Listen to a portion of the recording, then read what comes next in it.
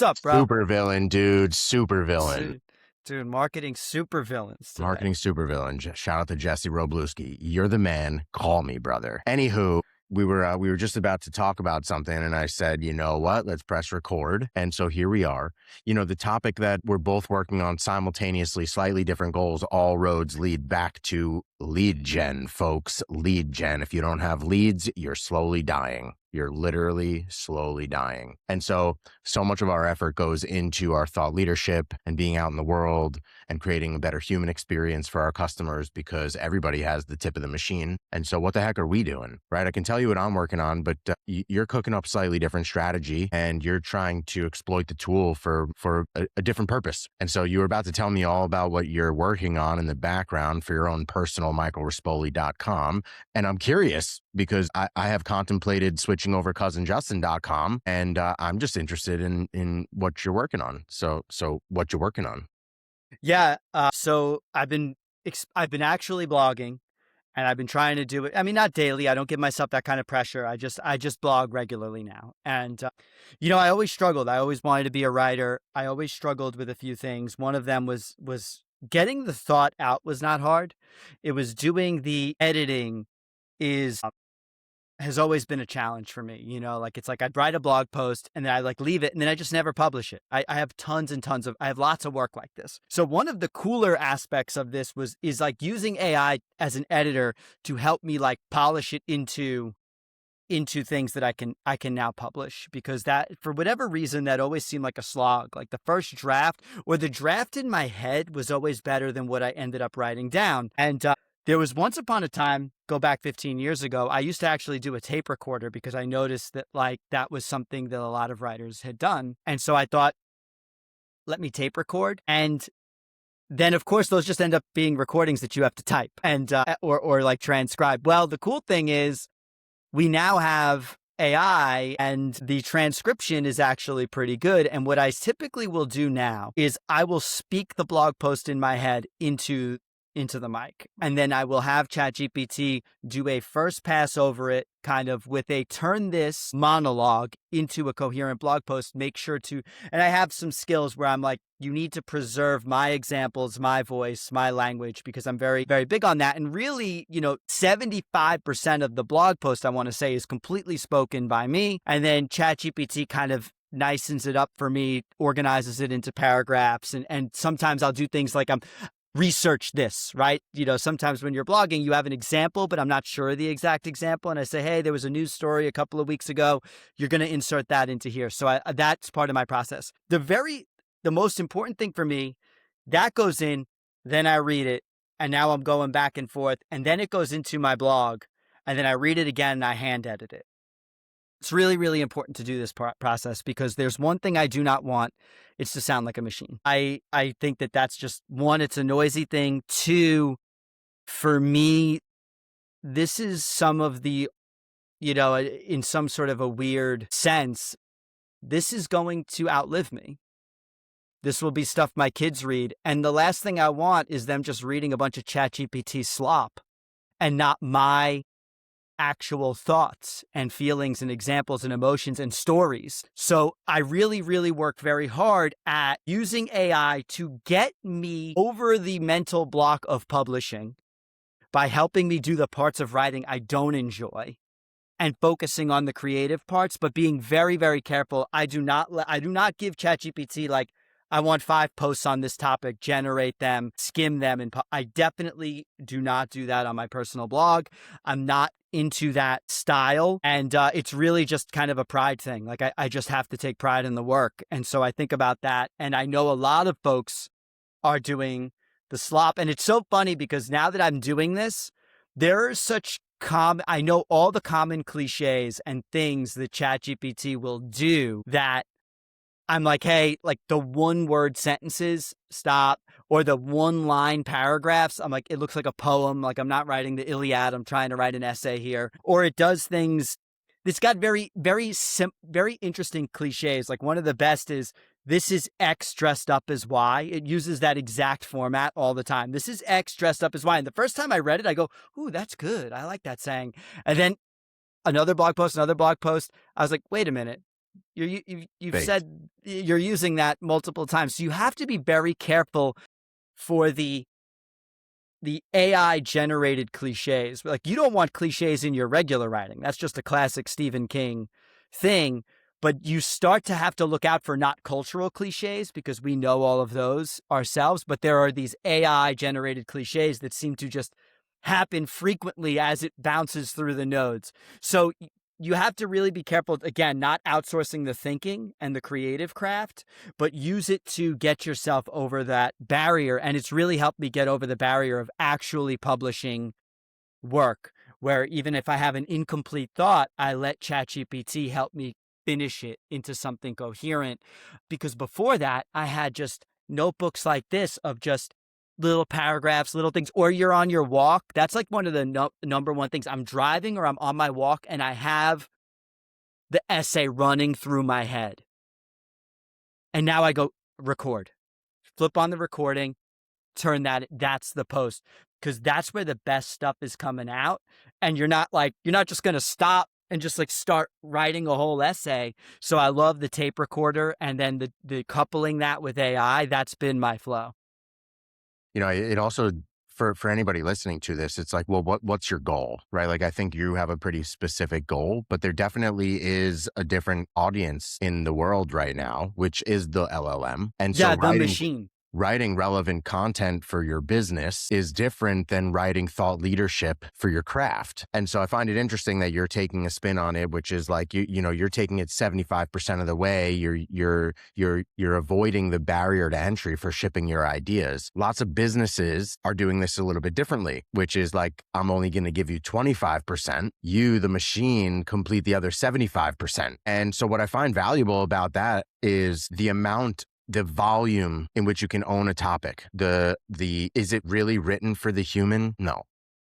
Like, I don't think that persona is finding this volume of content valuable. I mean, just look at our blog over the years. There are like hundreds of articles, and it's a mixture of like pre-AI, where we had to handwrite literally every little thing, and all the way up today, which is where we're trying to own a topic, like a niche topic. And so it's a combination of handwritten thought leadership, but it's also extrapolate on that. So I might read like one article, and I might say in the article, hey, this was actually written by me. But then I'll also have a series of additional supportive articles that maybe take that idea and create content specifically to own the topic for the purpose of being served within the LLM. And we've been talking a lot about AEO lately. So I find that is a nice mixture, but I'm sure there are tons of brands and tons of individuals out there that are just 100% agent driven, because it's like too easy not to be. And there's the content fodder that exists today is just more of more.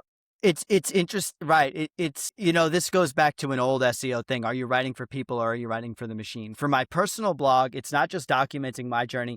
I'm also on the lookout for fractional CTO customers. So I want to make sure that it is my actual thought. It is my actual thoughts, opinions, because that is as much designed to attract a good customer as it is to deter a bad customer. Sure. Like, if you don't agree with these opinions, you should not work with me. This is what you're going to get when you get me on your team. That's right.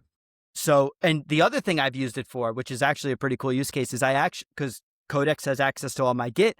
I said, I want you to look through all of my Git repositories.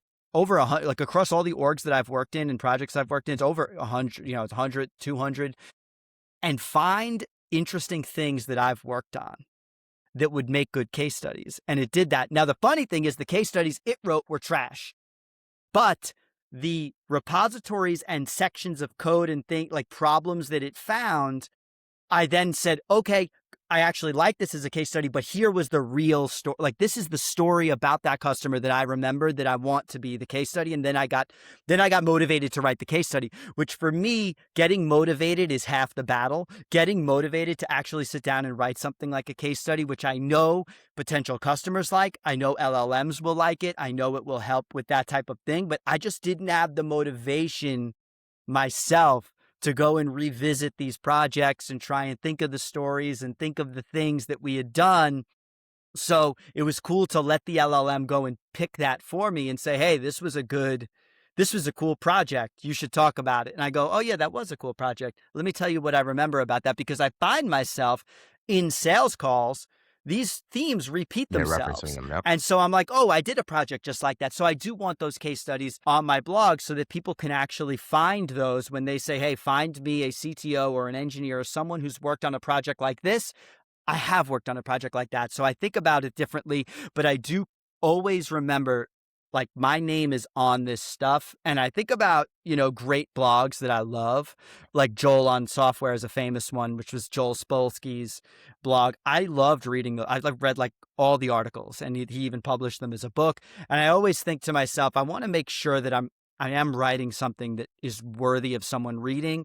And the first step to that is me reading and writing it myself. And I'm really using GPT to overcome the fear of publishing, the whatever it is. There's just some kind of a mental block that happens, and GPT kind of can push me through that and say, okay, this is a good piece. It's coherent. And I do a bunch of edits. So it does take me time. It's just, it's not, I guess in some way it's making it faster, but speed is not the goal. The goal is pushing me over the line to make sure I'm publishing while retaining the authenticity of it. See, I went a different route, and I pulled you into this route, which is I can't be replicated. Like my face, my voice, my thoughts, my experiences, my conversations, machine can do this. So like I've had seasons, right? Like you have too. I've been like compelled to write. I've been compelled to ship visual content. I've been compelled to speak. And so all of these things, like, I don't think you fight the tide. I think all of these things in synergy are what create an omnichannel strategy. It all has to do with spreading your thought leadership. But you have to be really careful, because while we're having an authentic human to human conversation, I'm speaking to humans. I could care less about the LLM's consumption of my podcast experience, for example. You can't be a charlatan. I can't go ahead and like record this and then have the machine go run all this blog posting. So for me, there's like a happy medium. There's create the content with authenticity, all that, also creating the other mediums of content manually with authenticity. And like the synergy of that to me is important. But here's a question. You don't really see the visual medium leaders. I'm thinking of like Gary Vaynerchuk for right now. Like he's just the one in my head. Gary is not giving you the advice to go write blogs. He's giving you the advice to arbitrage attention and to create more content for where people are actually sitting. Where is your customer actually consuming? And so for us, when I think about that, I don't think my customer is just chilling on Instagram. No, this is, we had a very tough discussion about this weekend, like the allure that you had for clipping, like look at how much attention, but you're right. For me, the CIO of whatever technology is here on Long Island is not hanging out on Instagram or TikTok. In fact, it's not to buy. It's right. It's just to consume. He's sending memes to his friends. Right. Exactly right. And the stuff that you showed me were cool examples, but they were like, yo, look at this clip of like the Knicks in New York. I go, yeah, but that's not this. Nobody's watching the clip of like, watch my code for like, code ripping off the page. And it's like, nobody looks at that and goes, let me call that guy, because the customers you and I are looking for are an upper echelon. And I think a lot of agencies are in that as well. They get sucked into the Instagram. You got to remember, VaynerMedia, Gary Vaynerchuk, he sells those packages to influencers that are in things like sports and, products that can be bought directly on Instagram. If I had a product that you could just buy on Instagram, yes, dude, of course you're doing that. That makes a ton of sense. But when it comes to a product like us, a service business where people are spending 6 figures or more, and we're increasingly looking at a smaller and smaller pool of folks that are, unfortunately, it's quite competitive in the agency space right now. I think we've talked to Instagram is not where you're going. TikTok is not where you're going. I'm even going to argue that LinkedIn is good, but you got to be careful with marketing. As soon as something works is as soon as it doesn't work. It's very, very quickly becoming polluted with a lot of content, a lot of noise. It's most of our LinkedIn. I mean, I don't want to give away the sauce, but it's you hunting the people to reach out to. It's not them watching our content and reaching out to us. That's not the content is a portfolio. That's what I get a lot of. People reach out to me and they say, hey, you were recommended by Justin.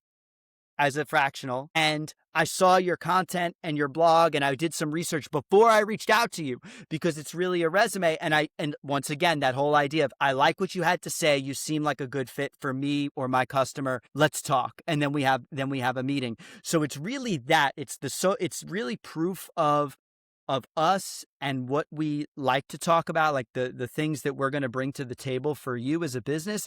But be very careful that it's not the lead funnel. It's actually, once they're approaching the bottom of the funnel, it becomes hey, it's in lieu of case studies, because let's be realistic. Like, people are not reading those, like, the famous agency case study pages. Of course. People are not doing that. They're watching, and even for this stuff, they're watching the shorts. They're not watching the whole episode. A lot of times they're looking through the clips and they go like, yeah, I get an idea of what this person's about. I also think that there's probably an apprehension, a little bit of a fear of like going back to just hand-to-hand relationship building. Like I'm literally getting ready. It's in the print shop right now. We are literally not thinking about it, going to do it, going door to door, not because it's sexy, not because it's easy, not because anybody wants to do that. Like, that's how I started my career. It's like insane that like I'm going to return back to that. But you have to go in different directions from where all the noise is. Everything's so saturated. Every channel is so saturated. There is enough business in my tiny little town to last a lifetime. Like, there is an ungodly amount of money literally on your block, whoever you are, wherever you're listening. And if you're saying like, oh, I don't really come from a town, I don't really have too many businesses, I understand that. I happen to be in like a super saturated place where there are more businesses within a 2-mile radius of my house than I could ever possibly service. And so lean into what resources you have available. If that's not you, if that's not really possible, I mean, it is possible to get in your car and drive an hour in one direction or another and go door knocking and just represent yourself, not with anything to sell, but like, hey, if you're going to use a web guy, or you're going to use like a lawyer, or you need an accountant, or you want power washing, or whatever your business is, there is something to be said about a handshake and seeing the whites of someone's eyes. And so it's a yes. And am I excited about hitting the pavement in June in the heat of the summer? No. But is it possible that the next $1 million is right here in our neighborhood? I get to walk into these people. Well, it most likely is. You and I have the data to prove it. You and I, and every time I leave the house to go to one of these businesses and the topic comes up, it lands a customer. So shit, let's do it with some intention. Well, you have to think about, you brought up a good point, is what is in your neighborhood. So a good example is there are a lot of agencies, and I just know the agency business, that are in San Francisco. And one of our favorite, one of the niches we had always loved was the startup apps. We still love that niche. However, San Francisco agencies are going to have an easier time making those relationships at San Francisco meetups. Out here on Long Island and Manhattan, there is, but it's a little bit different. Out here on Long Island, it's a lot of biotech. It's a little bit more, Manhattan, it's more in the fintech space. There's a bunch of startups now happening in Manhattan. So I shouldn't say that, we are definitely blessed in that Manhattan is right in our backyard. But here in Long Island, it's a little bit of a different flavor. And so the marketing has to change, and the things that we offer, things like software modernization and bringing AI into organizations, makes a lot of sense on Long Island. I don't know if that would sell as well in San Francisco, where a lot of the engineers are on Twitter, they're inundated with AI billboards and all of these things. So they may be more inundated with that. We have a little bit of a different situation where there is a lot of software being built out here. It's being built in a very old school way. It's in a lot of ways not even kind of using continuous delivery and a lot of modern practices that we're used to. So we're selling just a bit of a different product, catering to the market that's right in our backyard, because I can't cut through the noise online anymore. And that's really a lot of what my blog post is about. It's talking about how AI has made us faster. And I have not tried Fable 5. People ask me all the time, oh, did you get on the new model? I said, you know what? I got to be honest. GPT 5.5, the model I use daily, is fast enough for almost all of my tasks. And in fact, I could probably get away with Kimi 2.5 for most things. I am moving faster than I can actually get customer feedback on the features that are being released in these apps. Not even code review. Forget all of that. The whole idea is I have to release a set of features to a population, and then they're going to use it and we're going to figure out whether that was successful or not. I am producing code faster than that can happen. So I could continue to pile features on, but that almost obfuscates us from ever receiving a signal on the things that we're building. I'm already moving fast enough. And in fact, I'm looking to make sure my AI costs don't continue to go up because it's so essential to my business. So a more expensive model is not necessarily appealing to me when I'm not really having code quality issues. I'm having feedback issues, one. Two, I'm operating with less team than I've ever operated with before. You can't cut your way back to prosperity. And the problem is I need more road. The problem is I need more customers. What do I do? Where do I point all this capacity at? And so now it's like, well, use Claude for marketing, use GPT for marketing. Well, guess what? That's not really working. And everybody's got those tools, and it's turning into a little bit of a slop fest out there. So now I'm left with this idea of there's all this capacity. Where do we point it at? And I think that in terms of the model game, I'm good. Honestly, I'm fairly good. I think I that feel the even same. now you can get a lot more out of better harnesses, like the combinations of models. I'm doing different orchestration tactics to get better outputs. Work is fine, dude. I'm as productive as I've ever been in Me the too. world. But 100%. now I need to fill the capacity with customers. And how do you reach the customer? Well, that's as hard as it's ever been. And I don't, we're giving some of the sauce away, which is in person. I don't Yo, want to give go away for it. all the sauce, dude, because I got some real, I've been having some real supervillain moments, I think. I think Jesse Robluski would be proud of me for the supervillain tactics that I'm coming up with here for a lot of in-person marketing. And you want to know what the crazy part about this is? This shit is old school, dude. This has been That's in the right. marketing textbooks for Always. 50 to 100 years. It is not brand new stuff. It's stuff that nobody's doing anymore, That's that right. The everybody said was abandoned, dead. the It's the abandoned stuff. abandoned tactics that I'm That's looking right. at now. And Me too. this is what we're going to do to cut through the noise. I cannot wait to do the episodes where we actually talk about how this stuff went, what we found worked, because you got to shake it up, dude. You got to avoid the commoditization, dude. This is what I live my life doing is trying not to become a commodity. How do we not become a commodity in this world where everybody has tools that are commoditizing a lot of the things that we thought was our secret sauce for a long time? I mean, the reality is everything works. It's just for how long. Every marketing strategy we have ever deployed worked. Every one of them. The question is for how long. As soon as it starts working, as soon as it starts working, the market shifts. You lose the authenticity, or you lose the essence that, like, the energy that you had to put into the original product that you produced. You just got to keep it moving. We do all things still. We just hired a team to do cold DM, to do cold email. Right. Because we're willing to give it another shot. It's not. I'm still willing to give it another shot. It's not one of those, like, I'm very open-minded to these things. It was definitely, however, I'm skeptical as you are, but even the podcast, man, this worked really well. We got a lot of subscribers. People have heard of us. I was at a meetup yesterday. Someone knows our agency. I got to believe that that's from the content we're putting out, and I've never had that happen before. So there's a lot. We're definitely getting the awareness we want. It doesn't necessarily produce the lead right away, but it's happening. However, in my feed, people we're connected to are all copying the podcast. Of course. And as soon as that... And they've got the same tools we've got. They've got the Riverside, they've got the this, they got the that. And the alternative for us is hiring the next level, which is the team. But I'm not a media company, so it doesn't make a ton of sense.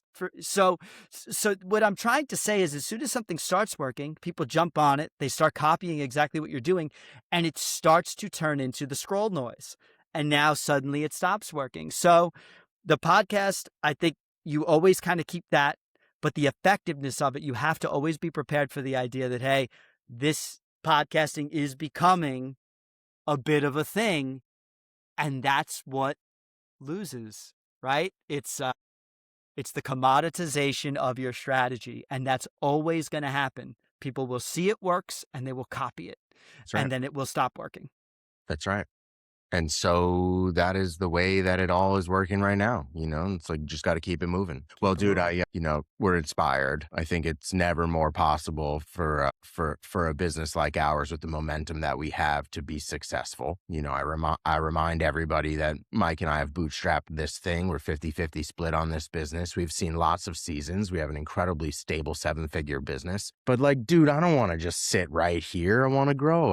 I want to be synonymous with this problem problem that we solve, especially right here in our backyard. We're lucky to live here. There's plenty of people that live in like the middle of Nebraska trying to build a business and don't have the luxury of the density of businesses that we have here. So like, man, there's somebody with more hustle than you and I have that just doesn't have the same access that you and I have. And so exploiting that and being aware of it and, finding how to be synonymous with this conversation in our own community.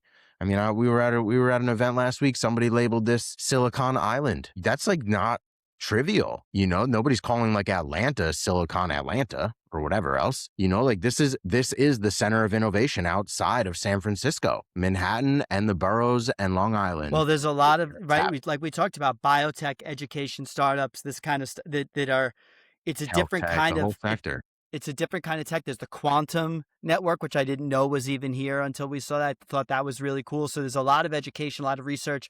There's a lot of laboratories, biotech. And this is the kind of stuff that takes a lot longer to build. So they're not building these like rapid consumer products that have to hit the market first and are trying to capture market share. It's really like, hey, we're looking to cure disease and solve problems here. Yeah. So I'm very excited about working with more of that. Definitely an exciting time. Dude, thanks for a good episode. Peace.